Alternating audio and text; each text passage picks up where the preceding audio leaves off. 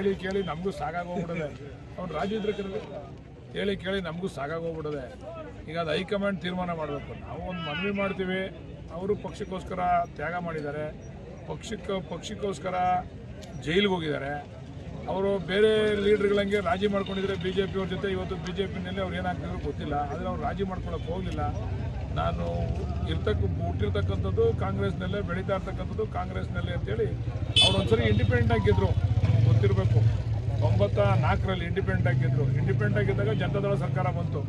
ಅವತ್ತು ಶಿವರಾಮೇಗೌಡರು ಯಾರೋ ಇಂಡಿಪೆಂಡೆಂಟ್ ಆಗಿ ಗೆದ್ದರು, ಅವರೆಲ್ಲ ಹೋಗಿ ದಳ ಸೇರಿಕೊಂಡ್ರು. ಆದರೆ ಇವರು ಯಾವುದೇ ಕಾರಣಕ್ಕೂ ಅವತ್ತು ಜನತಾದಳ ಸೇರಲಿಲ್ಲ.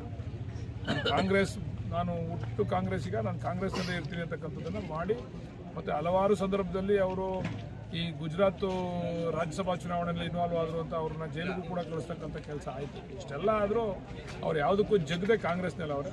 ಅದಕ್ಕೆ ನಾವು ಹೈಕಮಾಂಡ್ನ ಮನವಿ ಮಾಡ್ತೀವಿ, ನಮ್ಮ ನಾಯಕರಿಗೂ ಒಂದ್ಸರಿ ಅವಕಾಶ ಮಾಡಿಕೊಡ್ತೀವಿ. ಯಾಕೆ ನಮಗೆ ಸ್ವಾರ್ಥ ಏನಂದರೆ, ನಮ್ಮ ನಾಯಕರಾದರೆ ಈ ಜಿಲ್ಲೆ ಇನ್ನೂ ಸಾಕಷ್ಟು ಕೆಲಸಗಳು ಆಗ್ತದೆ, ನಮ್ಮ ಸ್ವಾರ್ಥ.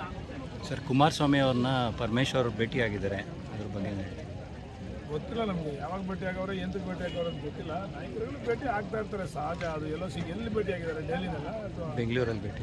ಎಲ್ಲೋ ಸಿಕ್ಕಿದಾಗ ಮದುವೆಗಿರೋ ಕಾರ್ಯಕ್ರಮ ಅವ್ರ ಮನೆಗೆ ಹೋಗಿದ್ರಾ? ಯಾರ ಮನೆಗೆ? ಇಲ್ಲ, ಕುಮಾರಸ್ವಾಮಿ ಅವ್ರನ್ನ ಭೇಟಿ ಮಾಡಿ ಅರ್ಧ ಗಂಟೆ ಮಾತಾಡಿದ್ದಾರೆ. ಅಲ್ಲ, ಕುಮಾರಸ್ವಾಮಿ ಅವ್ರ ಮನೆಗೆ ಹೋಗಿದ್ರಾ? ಇಲ್ಲ, ಕಚೇರಿಯಲ್ಲಿ ಮಾತಾಡೋರೆ. ಮನೆಗೆ ಹೋಗಿ ಭೇಟಿ ಮಾಡಿದ್ರೆ ಅದಕ್ಕೊಂದು ವಿಶೇಷವಾದಂಥ ಅರ್ಥ ಬರ್ತದೆ. ಕಚೇರಿಯಲ್ಲಿ ರೋಡಲ್ಲಿ ಸಿಕ್ಕಿದಾಗ, ಮದುವೆಯಲ್ಲಿ ಸಿಕ್ಕಿದಾಗ, ಸಮಾರಂಭದಲ್ಲಿ ಸಿಕ್ಕಿದ್ರೆ ಅದರಲ್ಲಿ ವಿಶೇಷವಾದಂಥ ಅರ್ಥ ಕಲ್ಪಿಸ್ತಕ್ಕಂಥ ಅವಶ್ಯಕತೆ ಇದೆ.